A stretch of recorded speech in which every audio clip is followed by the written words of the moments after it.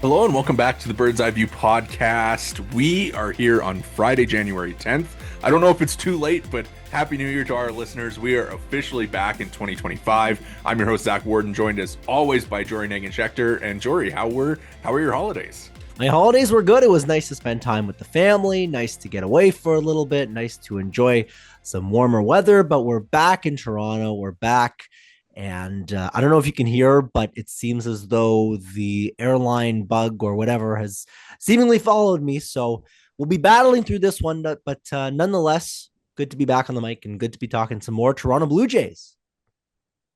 Just a little peek behind the curtain for the listeners. Jory went on a cruise for the holidays, so obviously very exciting to get away. I'm going to put you on the spot. What was the highlight of your time away? My highlight was seeing Vladimir Guerrero Jr. No, not actually. It was just nice. It was just nice to enjoy some warm weather. And I mean, you had a nice little Christmas yourself. You got a nice little gift behind you. I don't know if we can kind of see it. We're moving on up here. I know. Big neon light for those not watching on YouTube. It says bird's eye view, so very, very exciting gift there. It'll eventually actually be up on the wall and lit up for when we're recording. But yeah, very nice. To spend some time with the family. Very thoughtful gift giving time of year for sure. All right, but of course, while we were away, there were some Blue Jays developments. Of course, there weren't any, really tangible moves that we specifically missed out on. No big signings by the Blue Jays, but of course, the baseball world continues to move on. So, we're gonna kind of catch up on everything that we have missed today and kind of go through it all. I think, as good of a place to start as any is the big news from yesterday. The Toronto Blue Jays have signed Vladimir Guerrero Jr. to a one-year contract to avoid arbitration. Yeah, almost, but not quite. Yes, it's encouraging that they're able to get the deal done, and it comes in below his arbitration estimate. If you really care about that, maybe it gives a teeny bit of flexibility. It's encouraging that they were able to come to terms on a deal. I don't know exactly what this means in terms of long term. They've still got about a month or so, it sounds like, to get a deal done with him. And we'll get into all of that news as well in a little bit. But just nonetheless encouraging to be able to avoid arbitration after obviously last year going to arbitration with Vladimir Guerrero Jr. and in some respects souring the relationship. Whereas this time they were able to come to terms on a dollar figure that satisfied both parties. Yeah, I think I saw online, people saying that it's like the bare minimum for them to do, but you know what? I think in an off season where things have gone very poorly for the Blue Jays, having a win, being able to celebrate something, right? Like I mean, like if the news had come down yesterday that they were headed to another arbitration hearing with Vlad, I think, would have probably sent people over the edge a little bit. So just getting that win, I think is big, even if it's like the smallest win that you can get, agreeing to terms on a 1 year deal for this guy. And um, I'm kind of curious what your thoughts, because MLB trade rumors had him projected to make I think like 100K below 30 million, and he ends up coming in with the Blue Jays at 28 and a half. Are we seeing Vlad settle a little bit on a contract? I don't know if I would go quite that far. I don't know how much I'm going to read into arbitration dollar figures when we're talking about, rounding errors on a Blue Jays payroll page. But I just think that the encouraging thing, hot take, that they were able to agree to something, that the two sides were able to come to a negotiation and come to a negotiating table and find common ground. And like I said, you've still got some time to get a deal done with Vlad, ideally a long term one. And if this is the baseline, if this is the first step, then so be it, right? I mean, it's better that you're able to get a deal done here and then work on a longer term deal versus having to go to arbitration and being in a situation where you're screwed, where the relationship is basically so non-existent, so distantly apart that you can't even come to terms on a 1 year deal, never mind anything more substantial than that. Yeah, for sure. And I mean, you look at like the Rafael Devers situation, right? A couple years ago where he agreed on the 1 year deal before signing his monster extension, right? So obviously the pathway is there for potentially that communication that they had to get this deal done to lend into something bigger. Obviously, Hector Gomez had the report yesterday that the Blue Jays are prepared to make a second extension offer to Vlad that's more in line with what he's looking for, and we can touch on the interview that he did in late December in Spanish and everything kind of around that. But I think if you look at this as a good first step, that potentially there is more to come, and that's kind of I think all that we can really take away from it from now. I don't think that there's too much in either way to look at it, right? Like you could be the Chicago Cubs after you trade for Kyle Tucker and you let him go to an arbitration hearing. I mean, just some head scratching stuff going on, and just it's nice that the Blue Jays weren't the team that you're looking at being like, what are they doing this time Yeah, it's around? it's a funny thought to think that they go out and trade for Kyle Tucker, and I'm sure they were gushing about him in his introductory press conference, and all the fans are excited. And then he goes to an arbitration hearing with them, and they're like, "We didn't actually want Kyle Tucker. We wanted Cody Bellinger, but we were forced to trade him away." Like it's a funny thought. We should touch on Vlad because we're discussing him in the interview and kind of the news nuggets. And I know that you went pretty in depth here. Like, do you want to give it a rundown on kind of the biggest news?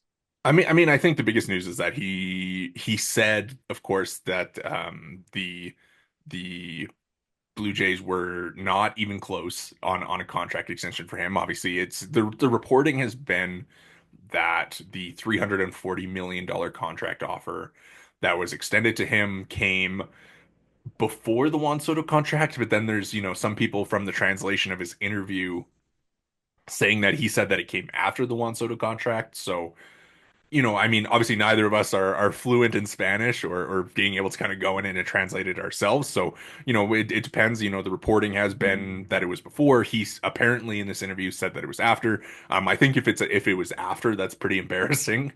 Um, if it was before, I think that kind of was in line with where we were thinking, like maybe a little bit short of what that contract should look like. But I think obviously in the aftermath of Juan Soto, there's no way that 340 is an acceptable offer. Um, yeah, and I mean I think you look at that contract offer, and then I think the post 2021 offer was pretty interesting as well. I can't remember. I think it was 140 over 7 after 2021. I think that was the report. And of course, obviously, you're comparing it to, the Tatis one where that blows everything out of the water back in it was 2021, right? So it's kind of been the Jays have been kind of chasing tail, trying to hopefully find a way to get him signed, but they keep missing the boat. Yeah, I mean, what do you think about the 2021 one? Because I think that's pretty interesting. Um, just looking at that, I'm trying to pull up the exact numbers. Yeah, it was 150 over 7 is what Vladdy said in that interview. So I think, when you look at like that would have been buying out his arbitration years, right? And then kind of carrying him to free agency. Um, after his age 29 year, I believe is what that would have came out to be. So I think when you look at it like that was a fairly reasonable offer for the time. Obviously, you look at guys like Julio Rodriguez and like you mentioned Fernando Tatis, like not even close to what's going on there. So again, um, the Blue Jays kind of maybe lowballing him a little bit, and then you kind of come back again with this 341 this offseason, and it's yeah, it's really really interesting just to see the way that this has progressed, and obviously him coming out himself and saying that it was not even close is really significant news and something that makes you wonder, are the Blue Jays going to be able to close that what seems to be like a $100 million gap? Yeah, there was some reporting by I think it was Bob Nightingale that he was hunting 450 and he linked him to the Boston Red Sox and it was a whole kerfuffle, not to mention the Bo Bichette wants out, which is not really news at this point, I feel like, but the 100 million gap is pretty substantial, I think. But I don't know how much of that is Vlad aiming high. I don't know how much of that is the Jays lowballing because 10,350 sounded about right 4 months ago. Yeah. And now all of a sudden, because of this Soto deal, has his price jacked up by 50, 60, $70 million? I don't know. Yeah, it's interesting too because obviously Vlad in the interview as well said that he has told the front office about a first day of spring training workouts deadline, which is fairly significant as well, that the Blue Jays have basically a month at this point to figure out a deal with him. And it's interesting because even if you are him, I feel like you have to be blown away, right? Because you are 6, 7, 8 months away from being the Juan Soto, the Shohei Ohtani of the offseason, right? And whether that could, carry, a motivated bidder like a Steve Cohen type to a $500 million offer, right? Like, I mean, I think if you're Vlad, like it just makes sense to see if that's out there, right? If you can make $500 million instead of settling for 380, 390 right now. Like, right? Like I don't think that you need to do that because I feel like that 380, 390 is probably going to be there no matter what happens in this year, barring something catastrophic for him, right? So I think you kind of look at it as the Blue Jays need to find that area where he can't say no to a deal, and I think that's probably why um it seems unlikely. And obviously, all the reporting is, from Sportsnet and Ben Nicholson Smith that he is still open to negotiating a contract, right? But I'm sure that is probably him being open to being blown away, right? And if that is 450, right? Like if you need to get to that 450 number to prevent him from going to free agency, are the Blue Jays willing to reach that? Is Yeah, going to to me, be. it's leverage play, right? And there's no reason he would shut out a bidder when they can drive up the price. Obviously, it's not open bidding at this stage, but again, it kind of sets the floor for, okay, you want to pay me this, and maybe we'll talk, right? It doesn't really necessarily preclude the Blue Jays from getting a deal done. It doesn't preclude them from not getting a deal done. It's simply, I think, Vlad knowing his options and being willing to work the team.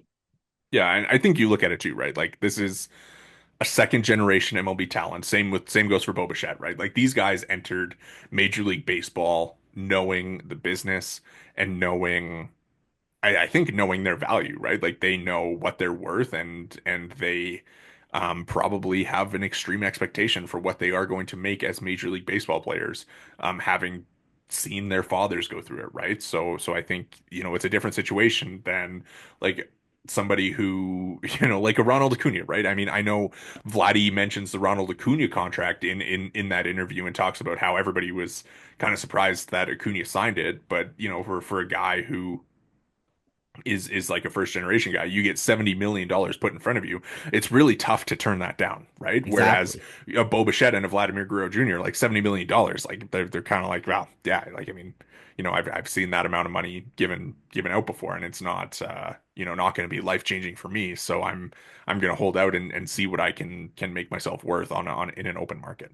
Yeah. So then of course the question becomes on a scale of like 1 to 10, where are you right now in terms of any like fears about Vlad? Because that to me is the follow-up question. Yeah, it's interesting because you mentioned the Bob Nightingale Red Sox thing, and I'm honestly not really that scared of that. Like, I mean, yeah, sure, like it's funny that he, apparently wants to play for the Red Sox, and obviously the Red Sox have, quite the legacy in the Dominican with David Ortiz, Pedro Martinez, Manny Ramirez, those guys, being so successful there. But I think that that's probably just a leverage play, right? Like, that's somebody telling Bob Nightingale, hey, he wants to play in Boston as a way of motivating the Jays, being like, wow, we really don't want him to go to Boston, right? So we're going to offer him $470 million to prevent that from happening. I don't think that report scares me. I think the thing that scares me is just the allure of hitting the open market for him Yeah, and the because fact it's that they're so close to that. there's so much money to be made for him, right? So it's like, why would you jump the gun if you're Vladdy Jr. and sign for anything less than what you almost like feel like you're worth? Because if you're him and you're thinking I can get 450 on the open market easily, then there's no reason to take 375. Problem is that for the Jays, I don't know how comfortable I am going out and splurging like that. Basically, after Vlad has one good season, after several, it's kind of a lose lose situation here. Yeah, it's funny because, when you talk about the Juan Soto deal, it's like, yeah, you're buying yourself a Hall of Famer, right? With Vladdy, You're not. he obviously has Maybe. reached, like, he just showed 2 years that he's like, that capable of a hitter, but the other 2 years have kind of been, yeah, like he's good, but it's not quite the superstar Hall of Fame level, right? And so you kind of need to separate those and look at them, and it's complicated, right? Because I think we go back to last offseason and we're talking about, like, yeah, like, I mean, Bo Bichette is the dude, and Vlad, you're kind of worried about what he's going to be, and then obviously they just completely switch over the course of 2024 based on the results on the field. So it's a really complicated deal, and but I think the one thing that Vladdy does with the contract extension is that he gives you a familiar face no matter what direction this team goes in over the next couple of seasons. He gives you a player that you can stick in the middle of your lineup. He sells jerseys, he sells tickets. He obviously says all the right things about playing in Toronto. He obviously loves Toronto, it seems like, and he kind of, he just won the Tip O'Neill Award. He's got the Canadian connection. Like, there's just so many things that go into the contract with him where I think, it kind of goes back to the Shohei Ohtani sweepstakes a little bit more than it does the Juan Soto ones, where you're kind of buying Shohei Ohtani for all the off-field opportunities and all the prestige that it brings to your franchise. And Vladimir Guerrero Jr.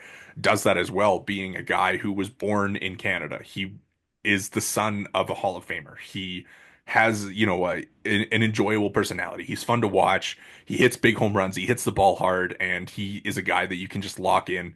And even if things do go poorly between 2026 and 2028 or whatever a rebuild might look like in Toronto, I think that he's a guy that you can pay him, you can lock him in the lineup, and you can forget about it. And I think that's probably where a lot of the value does come in, and it gives you at least a direction as well, right? Like, the fear I think amongst Blue Jays fans right now is after 2025 there is a whole lot of nothing. And if you lock him up, at least there's something, and that gives you, a sense of whether it's attracting free agents, bringing in, yeah, like, I mean, like I said, like all the off-field stuff, like, I mean, at least it gives you something to point to and saying, yeah, that's our guy. That's what we're trying to build around. Exactly. The direction point is so pertinent, right? Because that's why none of the free agents on the market right now have any interest in the Blue Jays, right? They're talking. There was the report from Jeff Passan that everyone's looking at Vlad and Bo not being extended and a lack of talent in the farm system. And it becomes a case of, okay, so what's next for this team? And your guess is as good as mine. Yeah, I think we kind of look at it, and it's really tough to say, but I think if you at least do the Vlad extension, then there's, a positive in the future to look forward to, despite all of the negatives that are currently spiraling around the franchise. This episode of the Bird's Eye View podcast is brought to you by BioSteel. Use code Bird's Eye View at checkout for 20% off your order at biosteel.ca. Again, that's code Bird's Eye View at checkout for 20% off your order. For all your high performance hydration needs, visit biosteel.ca. Thank you again to BioSteel for sponsoring today's episode. All right, I feel like we've done so much Vlad talk over like the past year, so we can well, I'm sure we will revisit this conversation eventually, but let's keep moving on because, in the time that we have been away, there have of course been other developments, other reports about the Blue Jays, and one of those is of course that they have made an offer to Anthony Santander. And I think you and I have kind of been on sort of the opposite ends of the how much we want Anthony Santander on the Blue Jays spectrum. And so I kind of want to get your thoughts on where you're at now that the offseason has developed with Corbin Burns being off the market, Teoscar Hernandez being off the market. Have your feelings about Santander changed? My feelings about Anthony Santander haven't changed, but my feelings about Anthony Santander being a Toronto Blue Jay, those have maybe changed because what else is there really to go out and get at this point? I mean, Alex Bregman is the other name that maybe the Blue Jays have been very, very passively linked to, certainly not in the same way that they've been linked to Anthony Santander. I still think this is a guy that is fine, is like compelling in some respects, but isn't the most exciting ad. He wouldn't have been my first choice, wouldn't have been my second, third, or fourth choice. But all of a sudden, A, B, C, D, all these plans have evaporated or gone to the Western Seaboard or the Eastern Seaboard. And now you're looking at praying that Anthony Santander is talented enough to protect Vladdy, and you're hoping that he's not going to be a complete disaster out there. And I would presume left field. So, you need a guy at this stage. And if it is Anthony Santander, then so be it. I'm still not sure he's the guy that I would even want. I feel like you're going to get similar production out of a guy like Jurickson Profar, and he's not going to come at the same price tag. But you've missed out on Teoscar Hernandez. Now you've missed out on the big fish like Corbin Burns, of course, Max Fried from even a little while earlier. So at this stage, what choice do you really have? Yeah, I think the Santander contract is interesting because it seems likely that it will age poorly no matter what he gets, right? Like, I mean, I think the sense is that I think it was Hector Gomez reported that they offered 482, and again, who knows if that's true or not, but and of course he seems like a guy who's maybe holding out for a fifth year as a guy who is um 30 now, but I think when you look at it, the Blue Jays desperately need Anthony Santander in 2025, or somebody like Anthony Santander in 2025.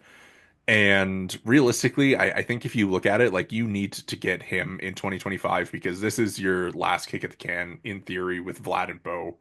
And if the Santander contract ages poorly, like if he is a disaster in 2028, I don't think that you can really worry about that this offseason. And I I'm mean, sure, that's the thing with like George you Springer, can, right? right? Like there was the whole signing Springer at the time, and obviously it was extremely important to start this window, but now he's aging poorly, and you can't care. You have to just go out and improve the team.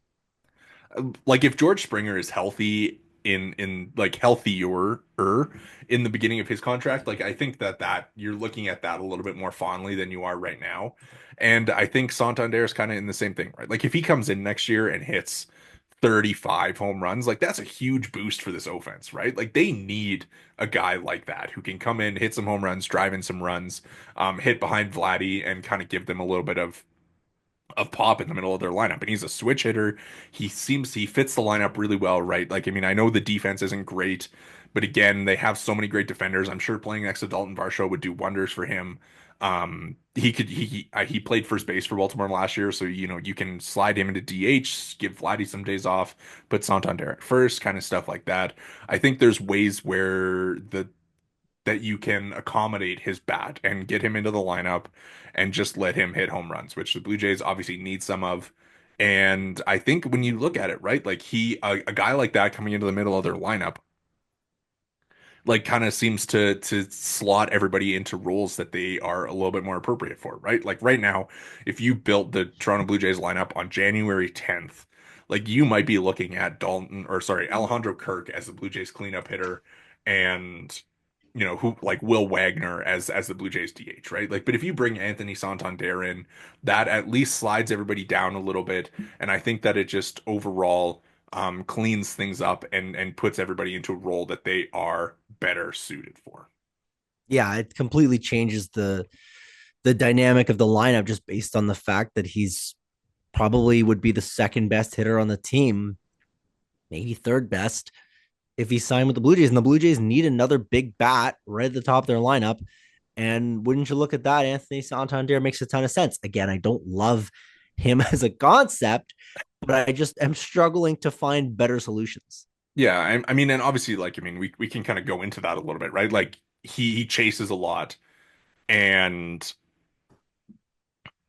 doesn't hit the ball quite necessarily as hard as like some of the other preeminent sluggers in baseball. But the one thing that he does do is that he makes a lot of contact, right? For a guy who chases a lot, he doesn't swing and miss a lot. So he's making a lot of contact outside the zone, which, you can kind of debate how you want to judge that. I think he had the most home runs on pitches outside the zone last season in baseball, which is fairly interesting. And I think as you get older, right, like you're gonna make less contact on pitches out of the zone because you're getting older, your bat speed's slower, your coverage probably gets a little bit worse. But again, like I mean that's stuff that I think if you sign him to a 4-year deal, that you're probably you're probably going to be okay still in 2025. He's probably going to hit like 30 some home runs, and by the time he's 34 in that contract, then he's probably maybe down to like a 20 home run guy, and then maybe you have to protect him a little bit then, and find a way to deal with it. But again, like when you have so much of an urgency to do something in 2025, I think that you can probably wear that contract a little bit. Yeah. And again, I'm just going to reiterate it. Like, do you have a better suggestion? Do you have a better solution? Because I certainly don't. Yeah, yeah, we can move on to like of course, they've obviously been linked to Alex Bregman, like you mentioned. They've been linked to Pete Alonso. I mean, like, do you prefer either of those guys as a big money signing? No, I don't prefer any of them. It's like it's kind of like pick your poison, right? And it becomes a case of what's the best positional fit, and the best positional fit of that group is very clearly, very obviously Anthony Santander. I think Bregman is interesting because he fits like the defense. There's in theory an open spot for him at third base. But again, like he's a guy too where, the profile offensively is declining a little bit and he's getting a little bit older. And, like I mean, if you want to go for, he's probably going to demand a bigger contract than Anthony Santander is, right? And he's a right-handed hitter, so he doesn't quite fit the solution that the Blue Jays have been looking for of like a lefty to slot in their top four. So I think he's an interesting fit to me because he's a guy that probably comes in and he's probably like a 20 home run guy in Toronto, right? Like obviously, loses the Crawford boxes and his quality of contact has kind of been declining the past couple seasons. So I think you kind of look at a guy like him. I think he would be like a little more Blue Jay-y of a player because of the defense and just kind of um the overall profile there, but I do think that Santander is probably just a little bit cleaner of a fit with their lineup and everything like that. Especially, but like I mean, I'm not saying, hey, don't sign Alex Bregman. I think he would be a really fun player to add. He's got the World Series rings. Obviously, he's got some familiarity with George Springer. He's got the experience. He's, comes heralded as like a really great leader. So I wouldn't say no to Bregman. I just think in the rankings of those three, it'd be like Santander, Bregman, Alonso, and Alonso is just purely because I really don't want to see Vladimir Guerrero Jr. playing third base. Yeah, there's just the lack of options. There's just a total lack of options. They got to pull a rabbit out of their hat here a little bit, and I just don't really think that there is any rabbit to be found beyond these three dudes. And again, Anthony Santander makes the most sense if you want to just plug and play. But I don't know if he's necessarily the most compelling piece to add. I just again don't see where else you can shuffle the pieces around. And it's not like you've got a guy coming up through the minor leagues that's also an option. And it becomes a case where you're working with what you got, and what you've got right now is a switch hitting slugger with some considerable red flags as your number one option to improve the team. What would you think? Sorry, back to Pete Alonso. Obviously it seems like he's bound to be a New York Met again. But I'm curious, what would you think if the Blue Jays went out and they were like, you know what, Pete Alonso, we're going to Marcus Semien you. We're going to give you a 1-year, $35 million contract to come in and be our designated hitter. I think there'd be a better use of your resources, but but I mean, if you're gonna add the guy, then I mean, a 1 year deal is about as clean of a fit as you can do there. There's some reporting out there that he might even just end up back on the Mets. I think there was a 1+1+1 deal that was reported. I think that with Alonzo, he very clearly fits the Jays' need for power. I mean, even more so than Santander, right? So, in terms of just pure stick, he's the most compelling option. But I just think that given his lack of versatility, given his lack of flexibility, you're kind of pigeonholing yourself. And in a lot of respects, the way that you've invested so heavily in defense over the last few years, you're almost giving that up immediately by adding Alonzo, because you're probably looking at him playing first. and you're looking at shifting Vladdy to third, and that's just not a feasible option, especially when you've got Bo Bichette as your starting shortstop. But what if they just bring in Pete for the 1 year and they just swap him and Vlad between first and DH every game? I mean, that would be fun. That would be a lot more palatable. I'm not sure how much Pete Alonso is going to love getting 120 at bats, but or 120 games. Um, but I guess you're kind of looking at whoever the best stick is, and if you're looking for just the best stick, then I guess it's Alonso. I mean, they have to get creative, right? Like, here's the thing: if you're not gonna fully commit to Santander and what he wants, and it sounds like he wants like 5/100 or something like that, right? Kind of in that range. And obviously they're 482. I think if I was them, I would probably try and go the 4 year deal and like just up that AAV a little bit, like 490, kind of something like that. But if you're gonna get creative, I mean, the Pete Alonso thing, again. I don't love Vlad at third, but I guess like he was fine enough there last year when they did it um sometimes. So if you kind of created a situation where, Pete and Vlad could do the first base DH thing and you kind of swap them out and sometimes you have Vlad at for third, I think that's okay. I just think Vlad is your everyday third baseman is probably, like you said, unpalatable.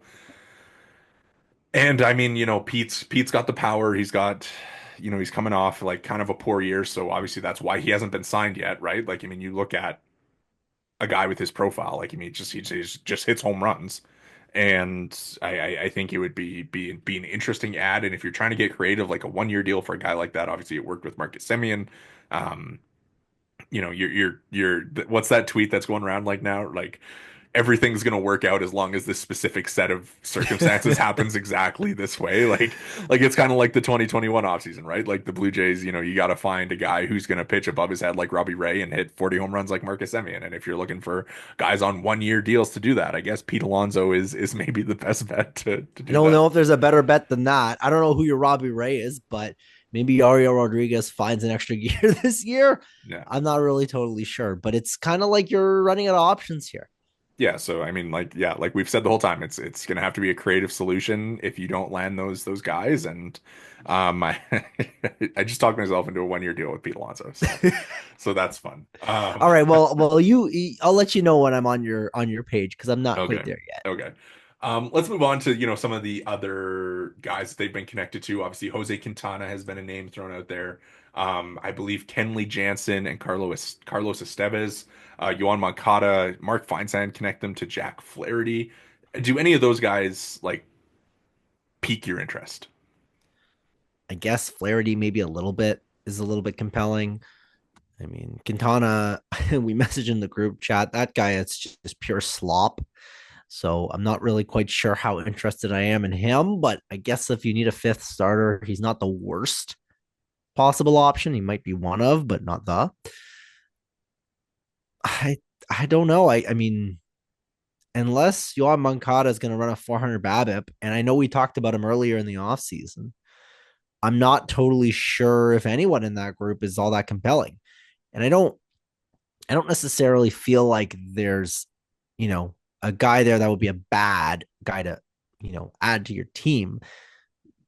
Think about a guy like Kenley Jansen. That would be a I pretty think that, solid ad for the back of your yeah, bullpen. they're Like they're they're all 1 year deals, they're right? So all it's not. options, right?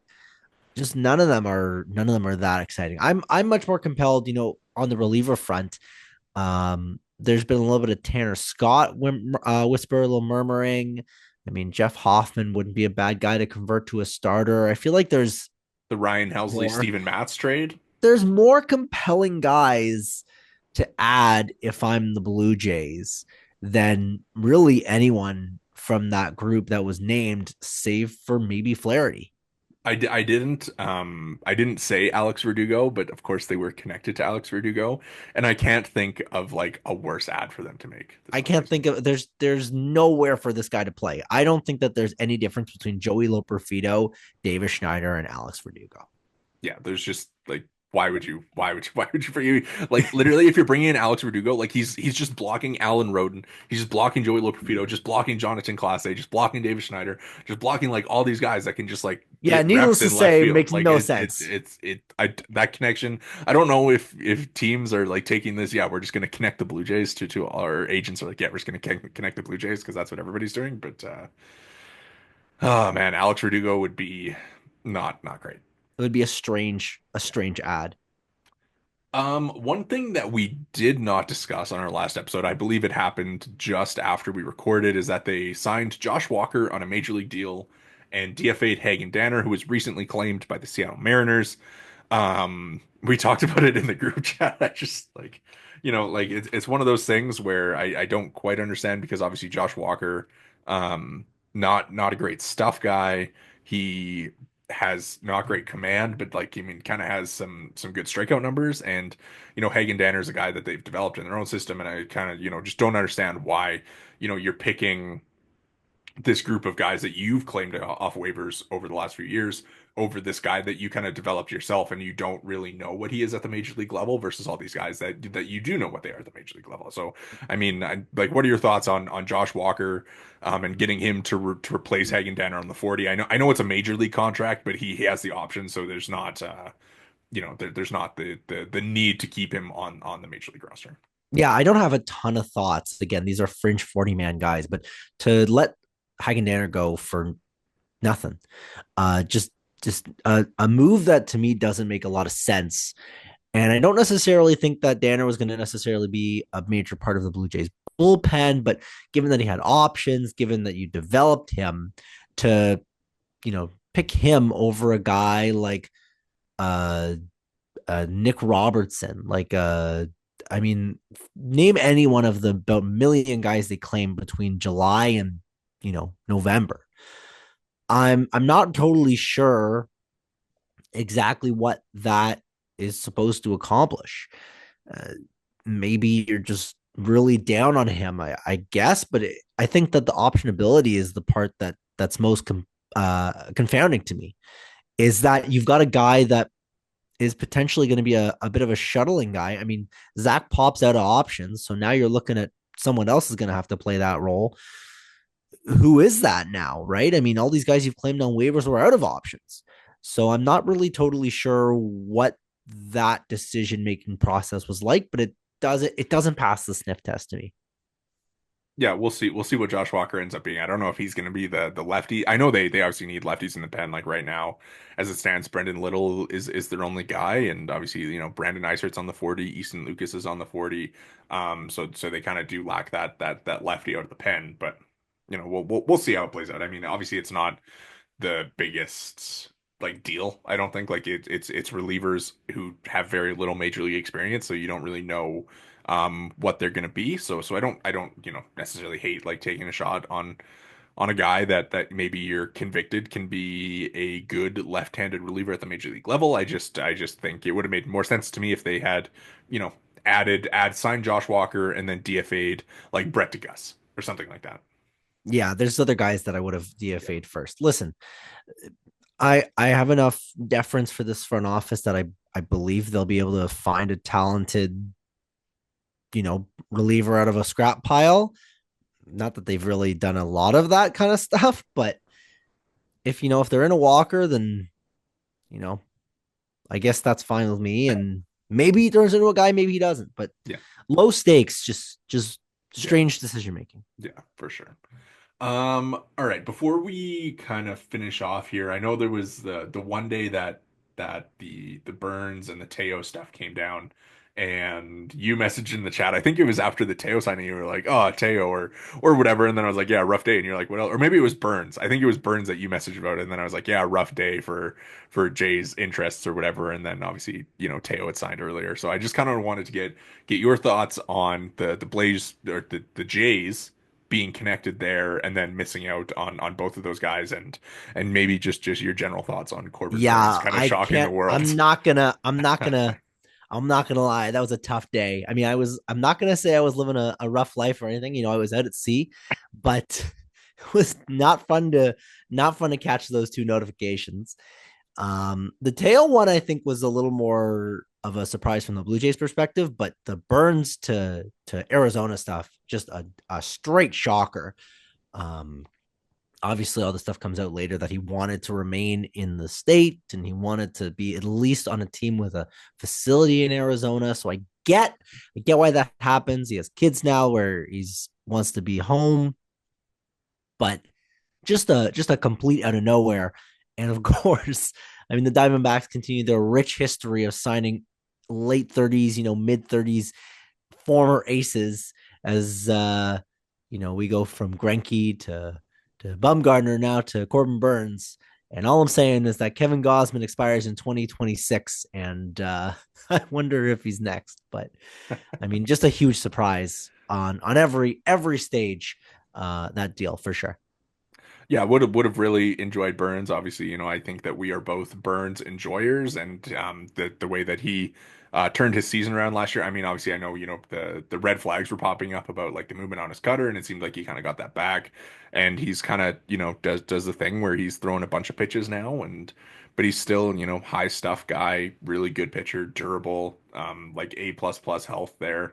So would have been a really nice ad for the Jays. And obviously, the reporting kind of has been that they were above the Diamondbacks offer, and that some other teams were there as well. But sometimes you just can't control what the player necessarily wants. And for Corbin Burns, that was playing close to home, spring training in Arizona, and what are you going to do if you're the Blue Jays? You are Well, neither of those listen, no things. one no one wants to take the Blue Jays money, and part of that is obviously location, destination. Part of that too is that guys want to win, and the Yeah. Jays don't have a real easy, very, very visible path to that right now, which is a huge detriment to the team. I mean, I was listening to the radio the other day, and it's kind of like there was this promise of waves of talent, and there's just been none of that. So, not entirely clear exactly where things are headed, but it's murky to say the best. Yeah, they basically at this point like you just have to really overpay to get somebody right, and I think that the stuff, the quotes early in the offseason, like the reeks of desperation, like that obviously hasn't necessarily been true because they haven't, like, I mean, obviously they've gone out and thrown their money around a little bit, but they haven't, other than Burns, seemed to be like millions of dollars over what players are signing for, right? Like obviously the reporting is that Juan Soto, they didn't go above 700 million, and Max Fried, they didn't even make an offer, right? So I mean, I think if they really, really were that desperate, that maybe Max Fried would be wearing a Blue Jays jersey on an 8-year, $250 million contract, right? Like, and that's probably where they're at, needing to do with some of these free agents, and we'll see. I do wonder like if that does end up being the result with like a Bregman or a Santander. Yeah, they're gonna have to do something. But maybe we should have seen this coming. Maybe the desperation obviously was going to be more of a case of the middle tier guys, and it wasn't going to be from the top tier of guys. The problem is that you get desperate on a middle tier guy, and you overspend. So Yeah. they're in a bit of a pickle. They are. They are indeed in a pickle. And all right, last thing before we go here, we here, of course, at the Bird's Eye View podcast, do our best to keep up with the major league Canadians, the Canadians in the big leagues. And this offseason has been a pretty big one for movement with Canadians so far. Obviously, there are still a bunch of guys out there, Abraham Toro, Cal Quantrill, um, name your favorite Canadian. Seems like they're maybe on the market. And while we were away, Josh Naylor was traded to those Diamondbacks, and Mike Soroka signed with the Washington Nationals. So before we go, just I mean, Josh Naylor to the Diamondbacks, I think very interesting the way that played out, where the first baseman market all seemed to move in one day. The Yankees signed Paul Goldschmidt, and then the Guardians trade Josh Naylor to the Diamondbacks. This is all, of course, following the Christian Walker to Houston signing, and then the Guardians signed Carlos Santana immediately after. Josh Naylor to the Diamondbacks, like an interesting fit there. They kind of needed it after losing Christian Walker and then obviously Jock Peterson to the Rangers. They needed kind of that left-handed middle of the order bat. So I think a nice little fit for Naylor in Arizona, but also, kind of disappointing to see that the Guardians, split him and Bo up and obviously don't get to keep their whole Canadian contingent together for 2025. Yeah, that's the bigger one, right? Is splitting up the brothers obviously is just unfortunate. I think a reality of things, I guess, but Just obviously not the nicest of thoughts, but definitely excited for Naylor in Arizona. I think he should have some success there. I feel like it's enough of a bit of a hitter's place where he should have some success. Yeah, and it'll be cool to see him play there. It's actually kind of funny because I saw this that Arizona plays plays very poorly for left-handed hitters. Not great, but hopefully Naylor's the exception. Yeah, he Jock Peterson did it. So I'm sure Naylor will find his way to have some success there as well. Soroka to the Nationals, 1 year, $9 million. Interesting deal there. Obviously, he goes there to be a starter. Being a starter was the priority for him, and that kind of led to that deal with Washington. And for a guy who was so successful out of the bullpen with the White Sox, kind of going to be interesting to see what he is able to do. It seems like the White Sox were leading him in a direction that didn't quite align with his success as a starter, and then as he moved to the bullpen, he was able to kind of switch his pitch mix and in a way that suited his mechanics better and allowed him to pitch up a little bit. So we'll see how it goes in Washington. Kind of like what they're doing in Washington. Like, I mean, it seems like they've got, some pieces coming together. Really interesting team there. And yeah, it'll be interesting to see how Soroka fits. Yeah, it's a compelling ad. I think moving him back to the rotation is also really interesting. Listen, Calgary boy, so I'm not going to not cheer for him, and I'm sure the same goes for you. I know that obviously you're quite familiar, obviously, with him and his game. So I think that the Nats do a nice job adding a nice Canadian kid there, and hopefully he finds some success in the rotation back in the NL East. Yeah, let's get the rest of these guys signed too. Like Quantrill, obviously we said Tyler O'Neill go off the board. Yeah, just Romano as well, right? Like, I mean, we're trying to get these guys all geared up for the 2026 World Baseball Classic. So Exactly, uh exactly. all right. Well, Jory, it was a pleasure to be back on with you. Really enjoyed this. Always great. Happy 2025 to all the listeners. Really excited for a great year ahead. Whether it's a great year on the field is still to be seen, but gonna be still pounding out the episodes and hopefully in for a good year. Looking forward to it for sure. Absolutely.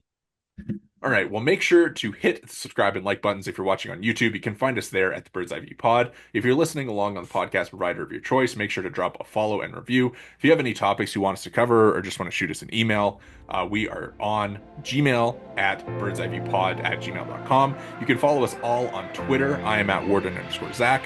Jori is at Jori Negin-Shecter, and the pod is at BEV_pod. Thank you so much for listening.